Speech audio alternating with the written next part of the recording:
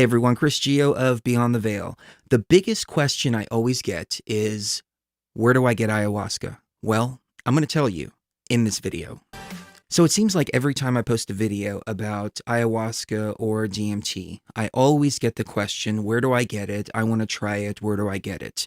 Well, it's a lot easier than you would think, but it takes a little bit of research and understanding. So I want this video to kind of be the beginning of your journey if you've never done ayahuasca. And hopefully, this will answer a lot of questions and get you thinking in the right dynamic. Google is your friend. You can research everything about this topic on Google. But back in 2009, about 2008, 2009, I was speaking with Joe Rogan. And he said he was talking about DMT, and I said, I'd really like to go down and drink ayahuasca with the shaman. And he said, man, why do you want to go down there? He said, just make it yourself, drink it at home. That's that. Why do you want to go down there and get bitten by bugs and you never know what you're going to get or what kind of experience you're going to get, so on and so forth.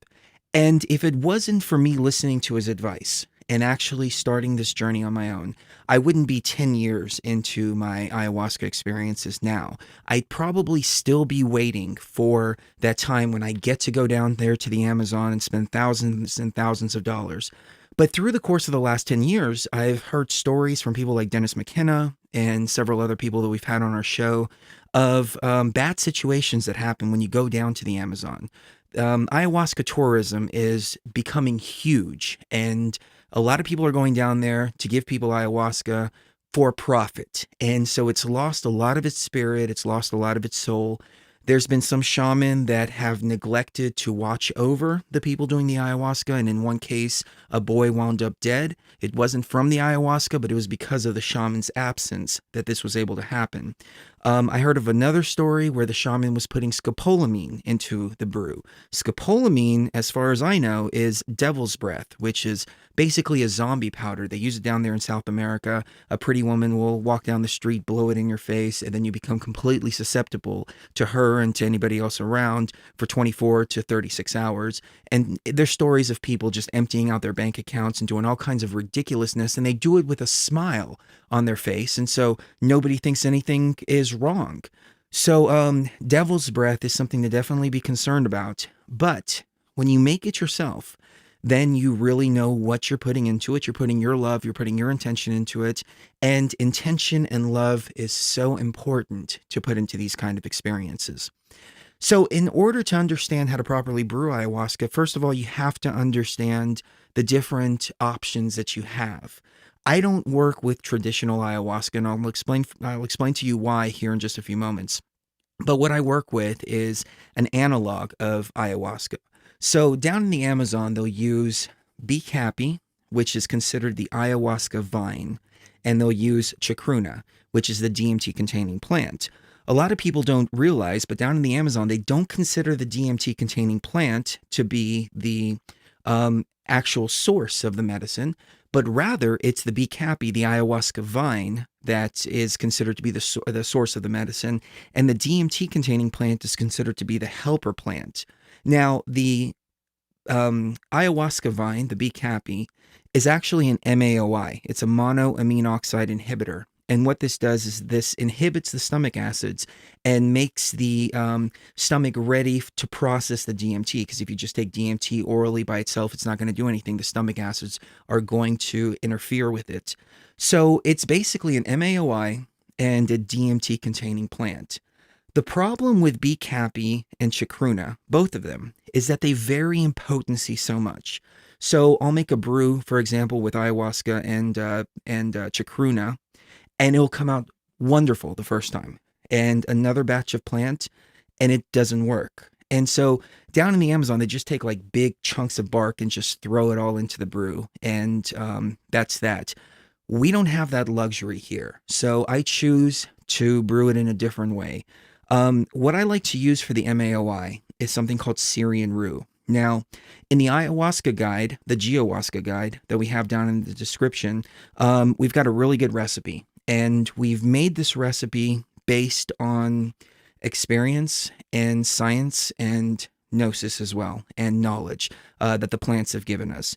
So we've got this down to a science, and I think in the day of the neo shaman, it's important for our brewing techniques, extraction techniques, all of our alchemy to also elevate and evolve the same way that our consciousness is evolving.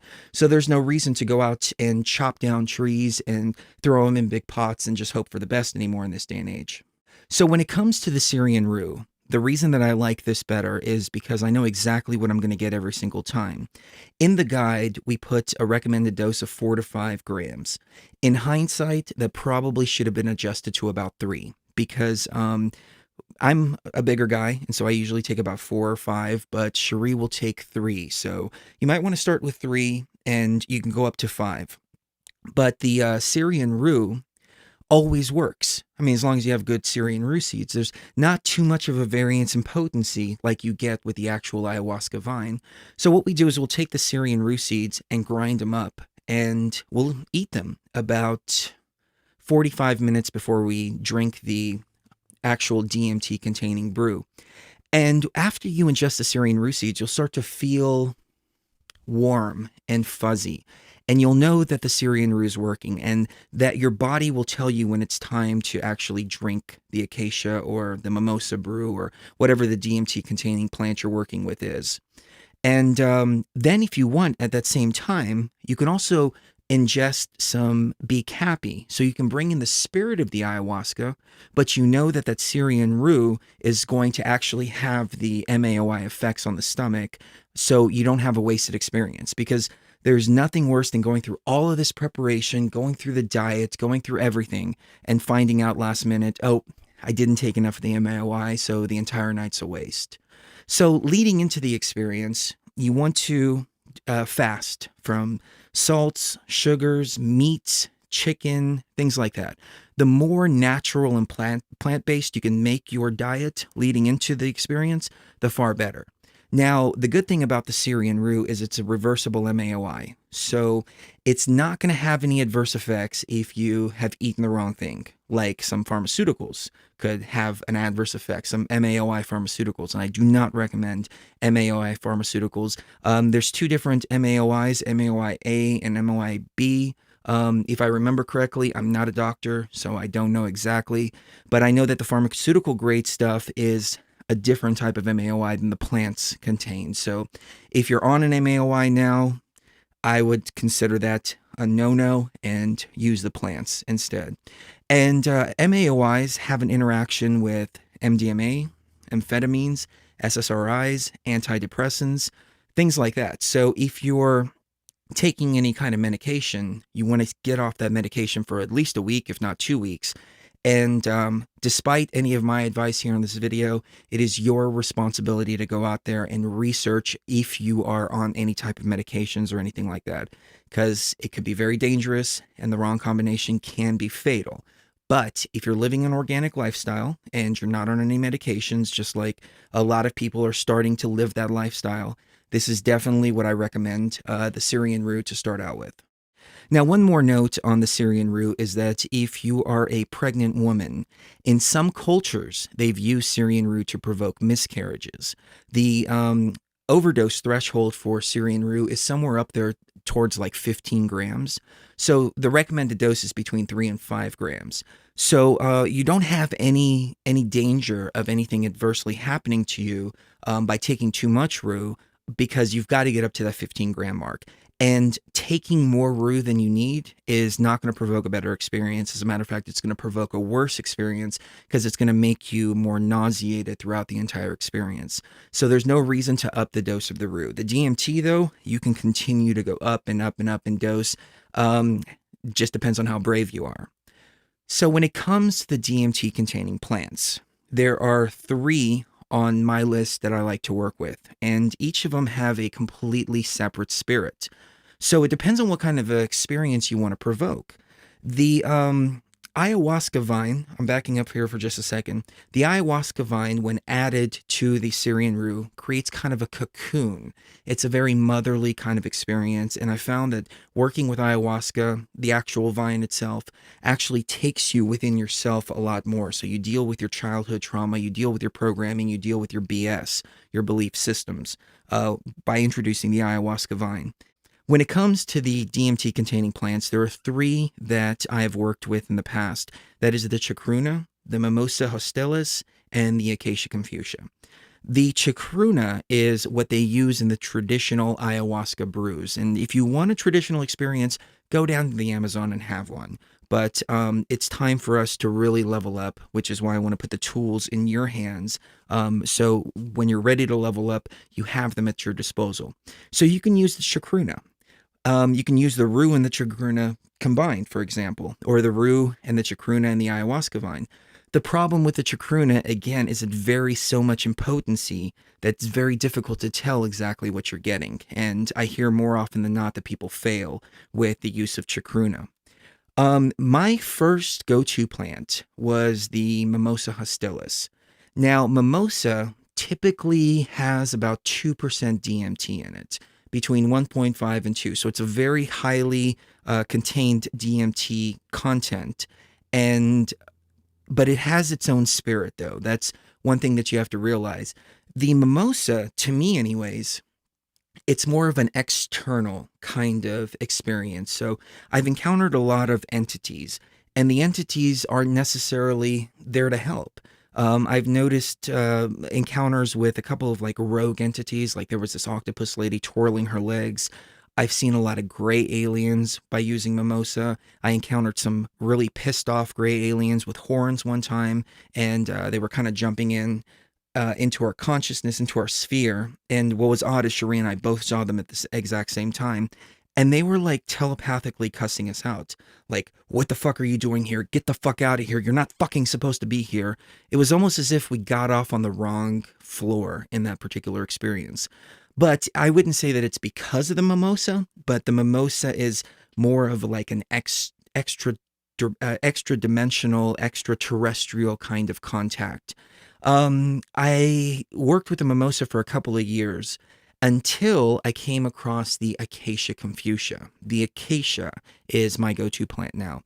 In ancient Egypt, acacia was revered, and you see a lot of different iconographies showing like Isis pouring tea from the acacia tree into somebody's mouth, and that person is becoming a bird. Very, very interesting how the acacia was portrayed back then. And you can look at it like it's symbolic or metaphoric, or you can look at it like the way I look at it, which is that acacia gives you wings, pretty much. I've gone through experiences where I've sprouted wings, I've gotten my light sword. There was a whole transformation process that I've gone through, and this is after working with it for years and years and years and years. So I highly, highly recommend the acacia confucia. However, the acacia has about 1% DMT. So you may need to brew a little bit more than you would with a mimosa, or if you want, follow the recipe with mimosa or acacia, and you're going to have a great experience any way it goes. But what's interesting about the acacia confucia is that it also contains something called NMT. NMT has not been very well researched, and it's very difficult to get information on this substance, but I'm of the mindset that the NMT is the key to the transformation into the consciousness evolution, where mimosa can take you externally because it's so DMT based, but the true transformation and interdimensional contact comes from the NMT. And maybe interdimensional contact isn't the best way to frame it, but it's more like ancestral contact. Maybe we can put it like that, ancestral contact.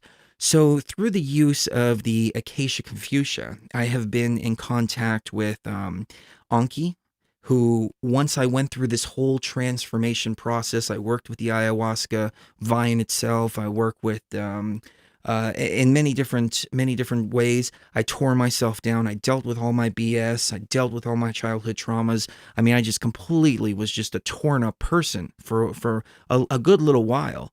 And then I did this experience, and Enki said, "Welcome, warrior. Now you are ready to receive your wings. Now you're ready to receive your light sword." The conversation didn't go exactly like that, but that's what happened leading into the next experiences.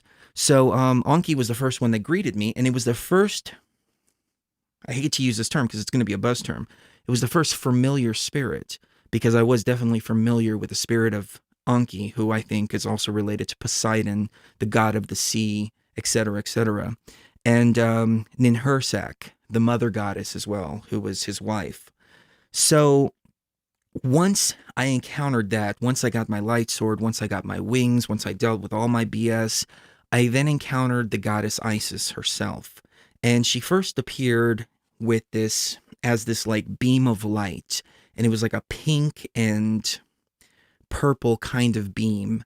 And I went to her and she asked, "What do you want?" And I said, "Well, I was having a lot of trouble with creativity. I was having a lot of trouble with just being tapped in, and I wanted to level up. I wanted to be taken to that next level."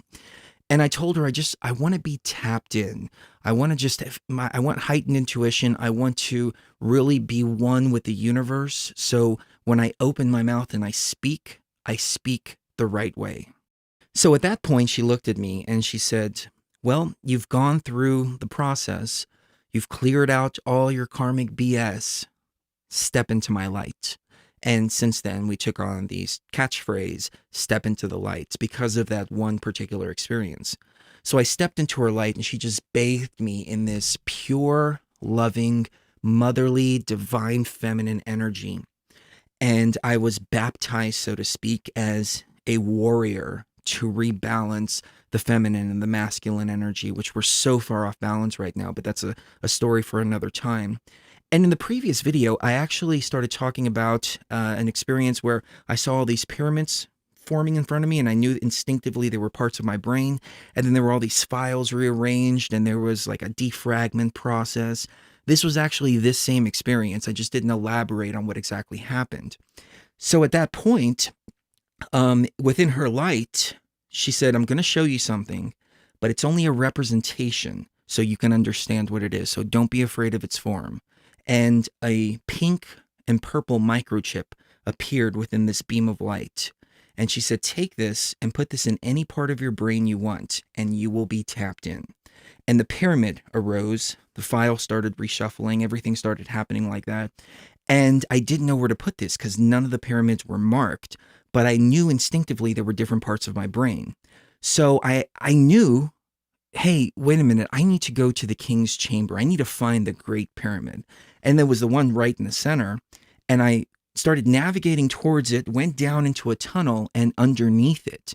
And underneath it, I actually found a place, which in hindsight now I know it was the pineal gland. And I took this microchip and I inserted it into the pineal. And at that point, I felt my consciousness just spiraling completely out, wrapping around the entire universe, connection to every living creature, everything in creation, everything in existence, spiraling all the way back out and right back in. And she told me, "From now on, you're going to be tapped in. So when you open your mouth, you will say the right things that people need to hear." So throughout the course of this contact with the Egyptian deities, I've also encountered Osiris, Anubis, Seshat, several other deities.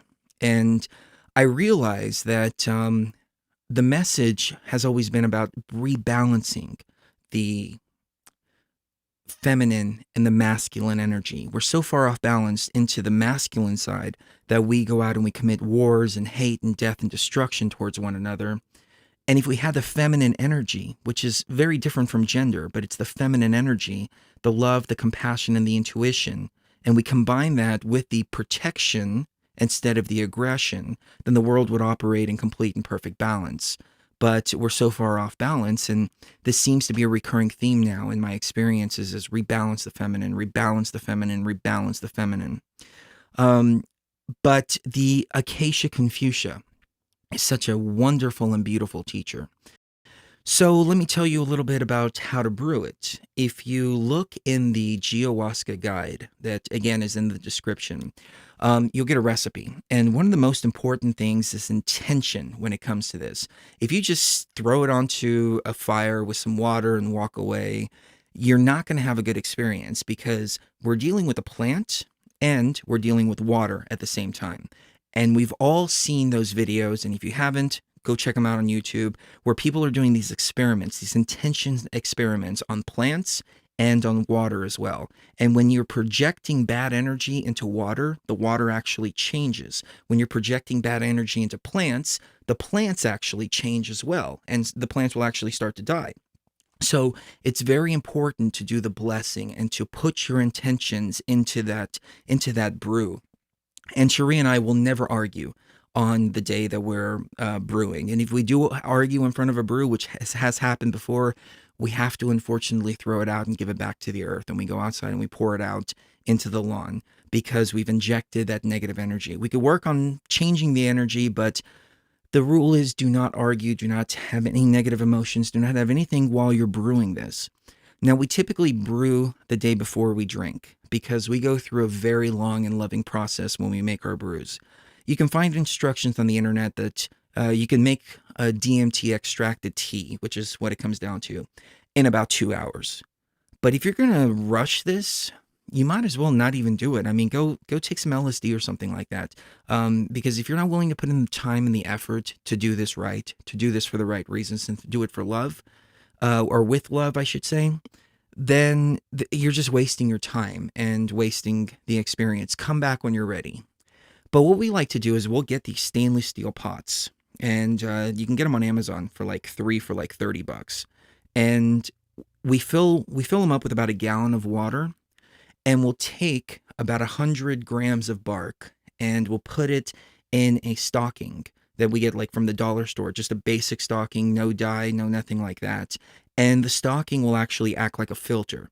Now, I prefer to work with shredded bark, but you can also work with powdered bark. Powdered, you're going to get a stronger brew. It's not much stronger, but it is going to be a stronger brew. I guess it's because it's easier for the DMT to be released while you're actually cooking it. But the shredded is easier to get out of the brew, so you're not drinking all the sludge. With the powdered acacia or mimosa, it can be difficult at the end to try to get as much of it out, and so the nausea can actually be increased, and it could be harder to drink. I'll get more into that when I get into the actual experience of the night itself. Now, because of modern technology, we've been able to figure out the exact pH level that extracts the best amount of DMT, and that's between 3.8 and 3.5. The more acidic you make it, the more easier it is for the DMT to be released. However, if you make it too acidic, then at the end of the night, you're drinking a very acidic brew, and it's very, very difficult, if not impossible, to hold it down. And so that's why we try to keep the pH level to about 3.8. So within the gallon of water, we'll bring it up to a heat first to about 200 degrees, and then we'll take a digital pH meter, and we'll take some liquid vitamin C, about 1,000 milligrams, and we'll take a half a tablespoon and pour it in there, stir it up, check the pH level, see where it is. If it's too low, then if it's too low on the spectrum, which is too acidic, we'll add a little more water. If it's too high, we'll add a little more vitamin C until we get that optimal 3.8. Sometimes 4 is good too, but the more you go below 3.5, like I said, it's gonna be a difficult experience, and it's gonna be difficult to hold down. So we'll do that and bring the water temperature to about 200 and 210. See, we got this digital thermometer that goes on the side of the pot that monitors the water temperature. It hooks up to the smartphone as well. So we can go outside, we can go upstairs, we can actually leave the brew for a little bit, and we can monitor it on our smartphone. And if the temperature gets too hot, it alerts it, and we can go down there and take care of the situation. But you don't want to get the DMT up above 212 to 220. That's the danger zone right there, where the DMT can start to evaporate or be burned, I should say. It burns up because the temperature is too high. DMT has a very low boiling point. So you don't want to get the water boiling. You want to get it to where it's kind of simmering. But if you use a thermometer, you're going to get the exact temperature every single time. So you let that brew for about 2 to 4 hours. We like to do it for 4 hours because we want to extract as much of that DMT as possible.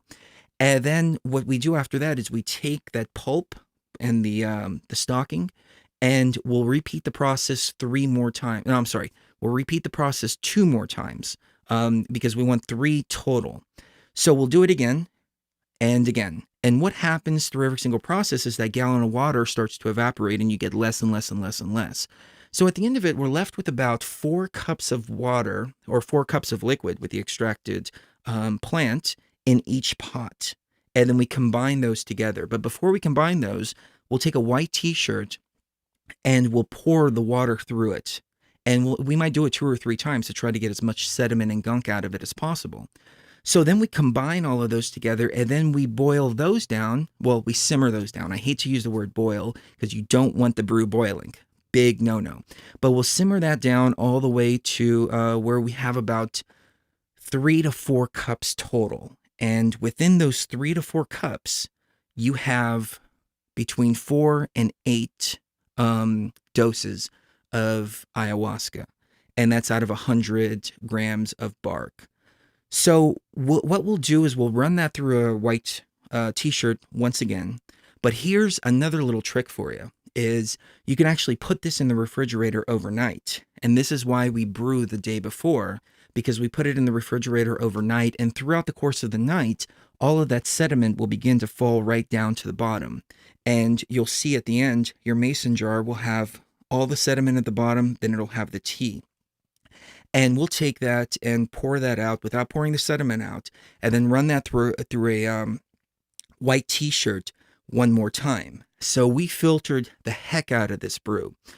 And Cherie has gotten it almost tasteless at some points. The only difficulty is the acidity of it. So on the night of the ceremony, you take the roux, and then you can take the ayahuasca too, and that you can brew the ayahuasca in the exact same way, the actual Be Happy. So you take that, then about 45 minutes later, you take 1 dose of your DMT-containing brew, and you try to hold that down. But just in case you throw that up, you have several other doses waiting for you there. I've had some brews where I've thrown up in 5 minutes.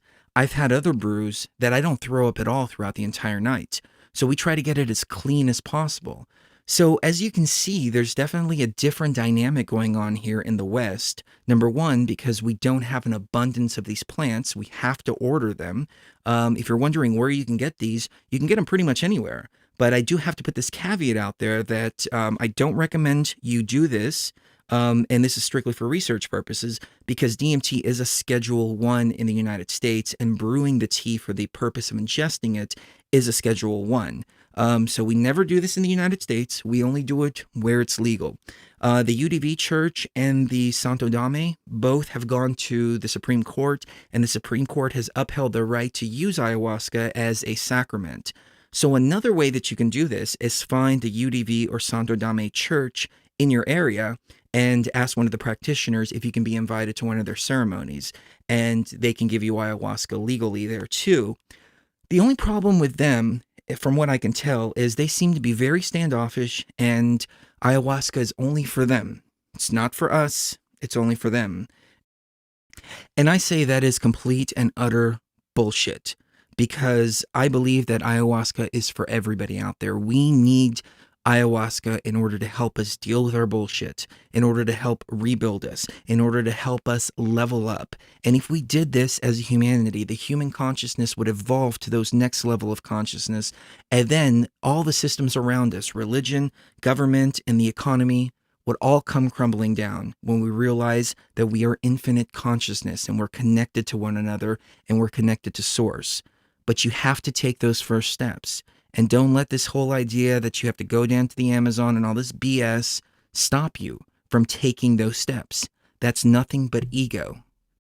So in the next video, I do want to talk about the ego dissolution and what that is like. I also want to talk in later editions about the dark night of the soul, because this is something that you need to be prepared for as well. And maybe share some more personal experiences. So as you can tell, we upgraded the camera. I've actually had this camera for about 2 years. No, about 1.5 years now. I just always thought it was a pain in the ass to hook up, but I figured out a way to hook it up really quick. So hopefully this is a better quality production for you and a little bit clearer. And again, we were able to get this out so quickly that I'm going to try to do this every day or every other day, because I really love talking to you guys and gals here on YouTube. I really am so grateful to everybody who has subscribed, everybody who's absorbing the information, and leave a comment, leave a thumbs up. It helps to spread this message to other people. The more people that comment, the more people that give the thumbs up, the more likely it is for YouTube to start recommending it to other people, and we can make this go viral. We can make the consciousness just spread, elevate, and we can help people get to that next level. So love you, and we'll see you next time on Beyond the Veil.